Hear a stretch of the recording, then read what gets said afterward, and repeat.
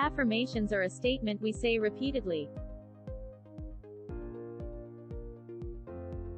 When an affirmation is repeated daily, the subconscious mind will learn from it. Learning is done in a repetitive fashion over and over again, regardless of what it is. The more a task is done, the easier it becomes, therefore, it is a habit.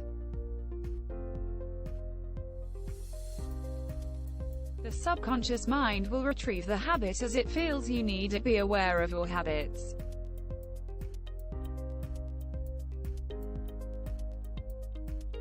Habits are used with no thought at all. They are stored in the program of the mind. Habits are how we walk, talk, read. Every skill learned is now a habit.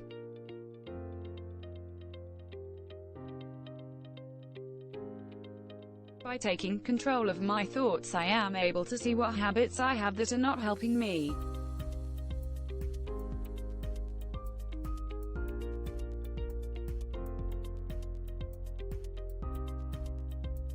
I found I had a habit of holding myself back from making over a set amount of money.